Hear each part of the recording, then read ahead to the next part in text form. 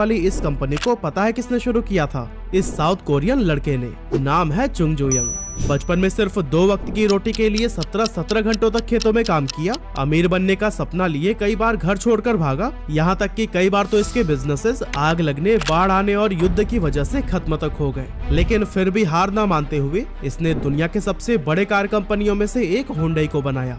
सो अगर आपको भी लगता है कि बुरा सिर्फ मेरे साथ ही क्यों होता है, तो इस वीडियो को आपको पूरा देखना चाहिए, क्योंकि यह वीडियो आपकी लाइफ बदलने वाला है।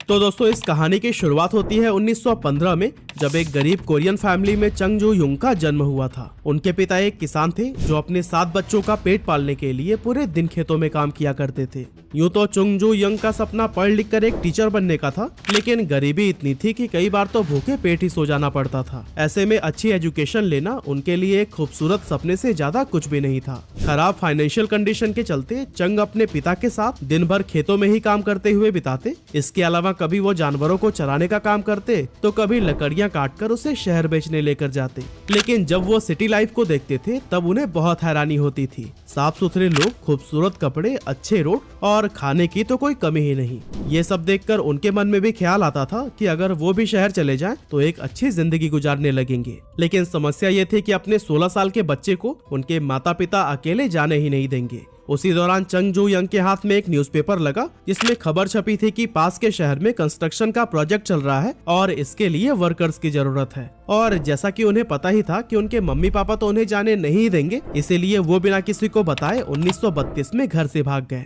इसके बाद से वो नोन शहर पहुंचे, जहां उन्हें कंस्ट्रक्शन प्रोजेक्ट में मजदूरी के लिए रख लिया गया। अब यहाँ काम जितना मुश्किल था, मिलने वाले पैसे उतने ही कम। इसके बावजूद चंग जो यंग ये सोचकर सेटिस्फाइड थे कि पहली बार वो अपने दम पर कुछ कर रहे हैं। हालांकि उनकी ये खुशी ज्यादा दिनों तक कायम नहीं रही, क्योंकि घर छोड़ने के बाद से ही उनके माता पिता इन्हें पागलों की तरह ढूंढ रहे थे। और फिर आखिरकार 2 महीनों के बाद चंग उन्हें मिल ही गए। पिता ने उन्हें डांट लगाई, समझाया और जैसे तैसे मनाकर अपने साथ घर लेकर आए। अब चंग घर आकर फिर से वही खेतों में काम, जानवरों को चराना और लकड़ियां काटने जैसे पुराने कामों में लग गए। लेकिन इस सब में उनका दिल बिल्कुल भी नहीं लग रहा था। हर वक्त दिमाग कंस्ट्रक्शन साइट पर ही रहता था। वहाँ बिताए गए वो पलों को याद करते थे, जिसके चलते धीरे धीरे उनके मन में कंस्ट्रक्शन और इस जैसे प्रोजेक्ट से उन्हें लगाव होने लगा। अब चंग जो यंग के घर वापस आने से फैमिली तो बहुत खुश थी, लेकिन चंग को अपने पुराने रूटीन में घुटन सी महसूस होने लगी, मानो जैसे शहर उनका इंतजार कर रही हो। इसी के चलते वो 2 बार और घर छोड़कर भागे। लेकिन फिर से कुछ दिनों तक शहर में काम करने के बाद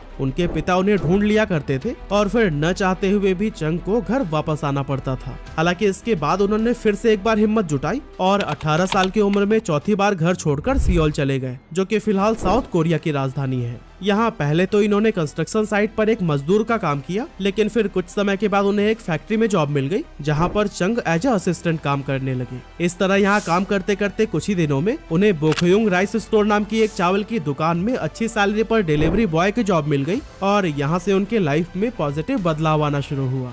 चंग जो यंग अपने काम को खूब एंजॉय कर रहे थे और अपनी पूरी लगन व ईमानदारी के साथ अपनी ड्यूटी निभा रहे थे, जिसे देखकर स्टोर के मालिक उनसे खूब इम्प्रेस हुए और फिर सिर्फ 6 महीनों में ही उन्हें डिलीवरी बॉय से शॉप का मैनेजर बना दिया गया। फिर आया 1937, जब शॉप के मालिक बहुत बीमार पड़ गए और उनमें इतनी भी ताकत नहीं बची थी कि वो आगे के कामकाज को संभाल सके। ऐसे में उन्होंने अपना ये राइस स्टोर चंग के हाथों में सौंप दिया। इस तरह से सिर्फ 22 साल की उम्र में चंग अपनी मेहनत के दम पर राइस स्टोर के एम्प्लॉय से उसके मालिक बन गए थे और फिर उन्होंने इस स्टोर का नाम बदलकर क्योंगिल राइस स्टोर रख दिया। इसके बाद से उन्होंने लो प्राइस, हाई क्वालिटी और टाइमली डिलीवरी के दम पर एक बहुत ही लॉयल कस्टमर बेस तैयार कर लिया। लेकिन जब उनका कारोबार बहुत अच्छे से चल रहा था, तभी कुछ ऐसा हुआ जिसने उन्हें सब छोड़कर घर लौटने पर मजबूर कर दिया। असल में उस समय कोरिया पर जापान का कब्जा था और जापान वर्ल्ड वॉर 2 में कूद पड़ा था। ऐसे में जापानीज गवर्नमेंट चाहती थी कि वॉर के दौरान उनके सैनिकों को समय समय पर जरूरत के मुताबिक चावल मिलता रहे। इसके लिए उन्होंने वहाँ की सारी राइस शॉप्स को अपने कब्जे में ले लिया था, जिसमें कि चंग जो यंग का शॉप भी शामिल था। इसके बाद से चंग 1 साल तक अपने गांव में रहे, लेकिन फिर बाद में हिम्मत जुटाई और 1940 में 3000 वॉन का लोन लेकर एडो सर्विस नाम का एक गैराज खोला। लेकिन बदकिस्मती से अभी 1 महीना ही गुजरा था कि उसमें भयंकर आग लग गई और उनका ये बिजनेस भी बर्बाद हो गया। अब चंग के सामने सबसे बड़ी प्रॉब्लम थी लोन को चुकाना और कस्टमर्स को जले हुए व्हीकल्स का मुआवजा देना। काफी सोचने समझने के बाद उन्होंने वापस से 3500 वॉन का लोन लिया और पहले से भी ज्यादा बड़ा गैराज ओपन किया। चंग बहुत ज्यादा मेहनती थे, जिसके चलते इनका काम कस्टमर्स को पसंद आने लगा और सिर्फ 3 सालों में ही उन्होंने इतना प्रॉफिट कमाया कि अपने सारे लोन्स रीपे कर दिए और साथ ही घर वालों को मनाकर अपने साथ शहर लेकर आए। इस समय तक इनका कारोबार खूब चल रहा था और इनके एम्प्लॉयज की संख्या 1 से शुरू होकर 80 तक पहुंच चुकी थी। लेकिन उनका ये सुनहरा दौर ज्यादा दिनों तक नहीं चला। एक्चुअली जापानीज गवर्नमेंट ने वॉर में यूज होने वाले इक्विपमेंट बनाने के लिए उनके गैराज को एक स्टील प्लांट के साथ में मर्ज कर दिया। यानी कि एक बार फिर से चंग वहीं आकर खड़े हुए जहां से उन्होंने शुरुआत की थी। एक तरफ तो गैराज छिन जाने का दुख, ऊपर से सियोल में बढ़ता तनाव। इसे देखते हुए वो अपनी फैमिली के साथ गांव वापस चले आए। लेकिन अच्छी बात ये थी कि चंग ने 50,000 वॉन की सेविंग कर रखी थी, इसीलिए उनके अंदर थोड़ी हिम्मत थी कि वो वापस से अपना कारोबार शुरू कर सकते हैं। बस इंतजार था तो वॉर खत्म होने का। साल 1946 में सेकेंड वर्ल्ड वॉर का अंत हुआ और कोरिया जापान के कब्जे से आजाद हो गया। इसी साल चंग ने सियोल में वापसी की और एक बार फिर से अपना गैराज स्टार्ट किया, जिसका नाम रखा गया हुंडई मोटर सर्विस।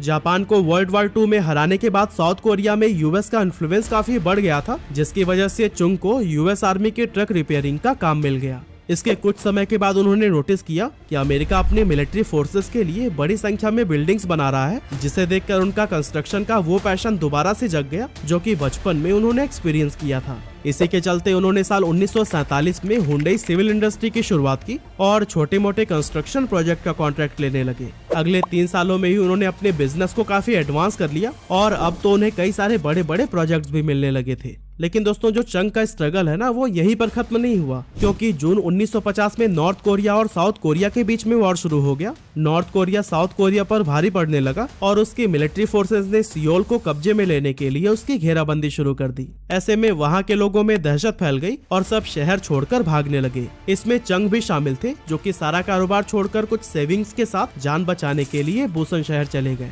इस जंग में यूएस मिलिट्री फोर्स ने साउथ कोरिया का भरपूर साथ दिया और वॉर के दौरान ही चंग ने नोटिस किया कि मिलिट्री फोर्सेस को बड़ी संख्या में वेयर हाउस, आर्मी हेडक्वार्टर और टेंट की जरूरत है। यहाँ चंग को एक बड़ी अपॉर्चुनिटी नजर आई और वो एक छोटा सा ग्रुप बनाकर इन प्रोजेक्ट्स में भी काम करने लगे। चंग ने हर छोटे बड़े प्रोजेक्ट्स के लिए काम किया। कई सारे प्रोजेक्ट्स में तो उन्हें लॉस भी हुए, लेकिन इसके बावजूद उन्होंने समय पर काम पूरा करके यूएस ऑफिशियल्स का भरोसा जीत लिया। अब 1952 में जंग तो खत्म हो गई, लेकिन उस वक्त तक अमेरिकन से चंग की प्रोफेशनल रिलेशनशिप काफी स्ट्रॉन्ग हो चुकी थी, जिसके चलते उन्हें बाद में भी उनसे प्रोजेक्ट मिलते रहे।